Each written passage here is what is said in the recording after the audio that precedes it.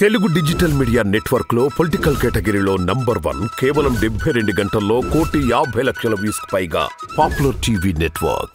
Madam రాజమండ్రినా ఏంటి రాజమండ్రిలో ఈసారి ఎలక్షన్ హోరాహోరీగా ఉంది. టీడీపీ వాసు ఏమో నేను 50,000 ఓట్ల మెజార్టీతో గెలవబోతున్నా చెప్తున్నాడు.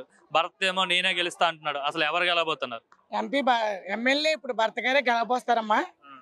ఆదిరెడ్డి భాస్కర్ ఏం గెలవరు. 5 సంవత్సరాల పరిపాలన తెలుగుదేశం పరిపాలనలో భవాని ఎమ్మెల్యే భవాని 5 సంవత్సరాల పరిపాలన ఏం చేసింది ఆవిడ ఏం చేయదు. రాజమండ్రి అభివృద్ధి ఎంపీ భర్త గారు చేశారు. ఈదికి మీరు వెళ్తే ఎంపీ భర్త గారే చెప్తారు కానీ ఆదిరెడ్డి భాస్కర్ ఏం చేయలేదు. ఎంపీ భరత్ అసలు ఎవరికి తెలియదు. ఆయన ప్రజల్లోనే తిరగడు. ఆయన ఫోటో చూడడం కూడా కష్టం చెప్తున్నారు. అమ్మా ఎంపీ భర్త గారు తణుకు దాకా పేరు వెళ్ళారు. నేను తణుకు మాది తణుకు దాకా రాజమండ్రి నా అత్తోరు తణుకుదా మా అమ్మగారిది. మన తణుకు వెళ్తే రాజమండ్రి ఎంపీ భర్త గారు ఎంత బాగా చేస్తున్నాడు. ఆయన మంచి పేరు తెచ్చుకున్నాడు. ఆయన మంచి ఉద్దు తెచ్చుకున్నాడు. ఆయనే మళ్ళీ ఎమ్మెల్యే అవుతాడు. ఆయన ఆదిరెడ్డి వాసు ఏం చేస్తాడు? ఆదిరెడ్డి వాసుకి ఏం లేదమ్మా. 5 సంవత్సరాలు భవానీ చేసింది.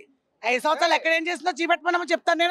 నేను పక్కా తెలుగుదేశం నాయ కార్యకర్తలకే ఏమీ చేయలేదు. 15 సంవత్సరాలు జెండా వేసుకుని తిరిగాను నేను. తిరిగి ఆ జెండా ఇలువ ఇప్పుడు దాకా మోసపోయాను నేను. ఈ జెండా ఇలువ ఏంటో ఇప్పుడు తెలుసుకుని నేను వచ్చాను. నేను కరోనా అప్పుడు మా రాజుగారు హాస్పిటల్ కరోనా వచ్చింది, హాస్పిటల్లో జాయిన్ చేయమంటే హాస్పిటల్లో జాయిన్ చేసుకోమని వెళ్ళమని చెప్పి 3,50,000 కడితేనే కానీ జాయిన్ చేసుకొని రోడ్డు మీద పడుకోబెట్టేసారు నా భర్తని. ఆదిరెడ్డి వాసుకు ఫోన్ చేశాను. ఫోన్ చేస్తే రిఫ్లు ఇవ్వలేదు. మాకు ఇవ్వలేదు. 3,50,000 కట్టమంటాడమ్మా. నా పరిస్థితి ఏం బాగాలేదు. తెలుగుదేశం కార్యకర్త నేనే, ఎవరో కాదమ్మా. అయితే సమాధానం లేదు. దానికి ఫోన్ లేదు. పిల్లలు చేస్తే ఏం చేస్తే ఫోన్ లేదు. ఎంపీ భర్త గారు ఎవరో నాకు తెలియపోయినా నేను ఫోన్ చేసి వేరే వాళ్ళ ద్వారా అడిగితే వెంటనే డాక్టర్కి రికమెండేషన్ చేసి జాయిన్ చేసుకోమని చెప్తే 3,50,000 నా భర్త కట్టమని చెప్పినాయన్ని డాక్టర్ వెంటనే కట్టమనకుండా ఎంపీ భర్త గారు మాటిని మా ఆయన్ని హాస్పిటల్లో అడ్మిట్ చేసుకున్నారు. మరి ఎందుకు మరి భరత్ ఎటువంటి సహాయం చేయడు? ఎవరైనా సహాయం కోసం అడగడానికి వెళ్తే కనీసం పట్టించుకోడు. అదే వాసు దగ్గరికి వెళ్తే వెంటనే ఆ సమస్యను పట్టించుకొని పరిష్కరిస్తారని చెప్తున్నారు. అమ్మా ఆదిరెడ్డి వాసు చెప్పినన్ని అబద్ధాలు. ఎలక్షన్ల ముందు అలాగే చెప్తాడు. ఎలక్షన్లో దండుకుంటాక అలా చెప్తాడు. రేపు పొద్దున్న ఎలక్షన్లు అయిన తర్వాత నా పరిస్థితి మిగతా రాజమండ్రి ప్రజలందరికీ వస్తుంది. ఎంపీ భర్త గారే చేస్తున్నారమ్మా అన్నింటికి. ఇప్పుడు ఎమ్మెల్యే ఆయనే, మొత్తం రాజమండ్రి ఎమ్మెల్యే ఆయన. రాజమండ్రికి ఎమ్మెల్యే పదం పేరు భర్త గారికి ఉంది కానీ ఆదిరెడ్డి వాసుకి ఎవరికే పేరేం లేదు. గతంలో గాలిలో ఎంపీ గెలిచేశాడు, గాలిలో గెలిచాడు, ఇప్పుడు గెలవలేడని చెప్తున్నారు. గాలిలో కదమ్మా.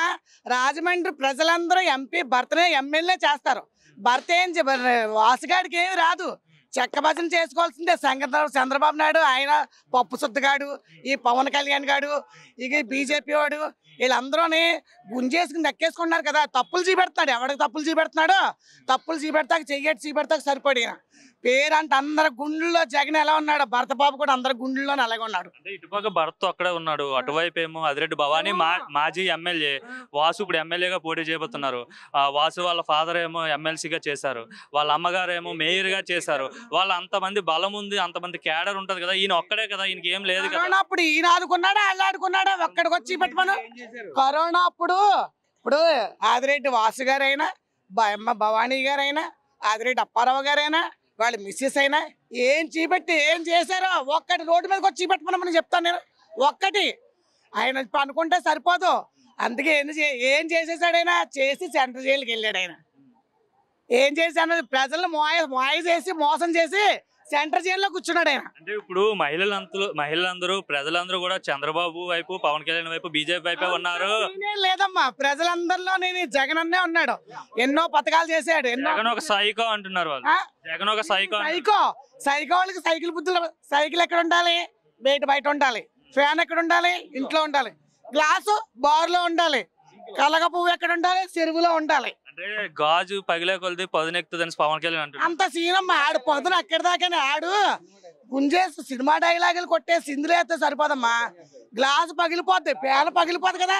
360 రోజులు తిరుగుతూనే ఉంటుంది ఫ్యాను. అమ్మా సీఎం జగన్ గారు, ఎమ్మెల్యే గారమ్మ భర్త గారు, వీళ్ళిద్దరే మా గుండెల్లో ఉన్నారు. వీళ్ళందరూ హుఫ్ అంటే ఎగిరిపోయిన వాళ్ళు.